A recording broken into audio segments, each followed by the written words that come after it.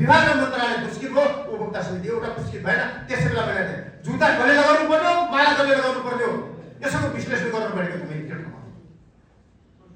उनीहरूले के भन्नुहुन्छ भने उल्टो हो, तपाईँ हामीले जुत्ताकै माला लगायौँ, तर माथि बसेर माला लगाउनु भयो। तर त्यही उपभोक्ता समिति गर्दा गर्दा आज राजनीति सर तपाईँ र म अझै हिमाल सिग्नेचर गरेर यो मासुको काम छैन, हाम्रो हैसियत छैन, म अहिले छोड्न तयार छु मासु उत्तरबाट।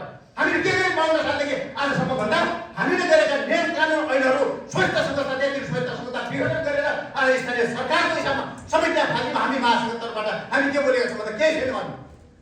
त्यस कारणले हामी मासुको हैसियतले बोल्ने हैसियतमा मेरो मत आफैमा पनि छैन। अब महसुल निर्धारण आइपुगेको छ, फेरि केही कुराहरू राखेँ। महसुल निर्धारण आइपुगेको छ, त्यो आएको काम के हो, कर्तव्य के हो, उहाँले बोलाउनु भएको छ। अस्ति मलाई बोलाएर छलफल गरिराख्नु भएको थियो। उहाँले भन्नुभयो के भन्नुहुन्छ भने खानेपानी संस्थालाई पुरस्कृत गर्ने, जबकि उहाँले बनाएको क्राइटेरिया भित्रै नै एउटा संस्था परेको छैन के को पुरस्कृत गर्ने, कसलाई पुरस्कृत गर्ने। यो तपाईँको रङ हुन्छ भनेको छ मैले। तितो लाग्ला अन्यथा विभागदेखि तलसम्म बसेर तितो लाग्ला, त्यसमा मैले हातै जोडेर माथि आउँछु।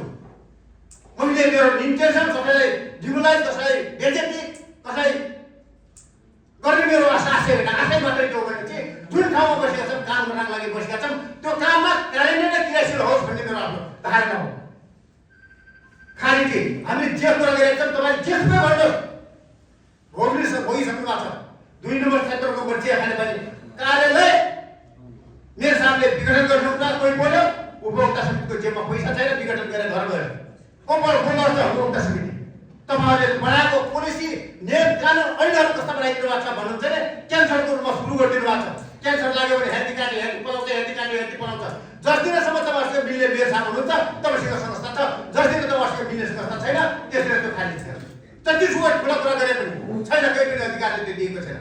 त्यस कारणले ऐन र कानुन खारिजका कुरा हेर्नुहुन्छ भने हामी लडौँ, सक्यौँ भने लड्न सक्यौँ भने हाम्रा ऐन कानुनका कुराहरूलाई परिवर्तन गर्न तब मात्रै सक्छौँ। उहाँले केही सक्नुहुन्न, उहाँले भुलिसके ड्राफ्ट, उहाँलाई हामी सहयोग गर्ने हो। हामी महासभाका अध्यक्ष छौँ भन्यो भने तलबाट उठ्नुपर्छ।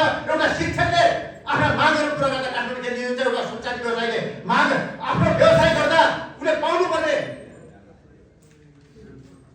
कर गर्ने हो, व्यवसाय गर्छु कर गर्ने हो भनेर काठमाडौँ केन्द्र भएर बस्ने तपाईँ हामीले उपभोक्ता समितिले आम जनतालाई पनि पाउनुपर्छ, निस्वार्थ रूपमा पाउनुपर्छ भन्ने खालको रूपमा हामीले एक्सर्साइज गरेका छौँ भने त्यो आन्दोलन कहाँ गयो हाम्रो आन्दोलन? हामी कसैसित बोलेर जी साहबलाई हात जोडेर उहाँले सम्मान गरेर गरिदिनुहुन्छ, तर कार्य गर्नुहुँदैन। त्यस कारणले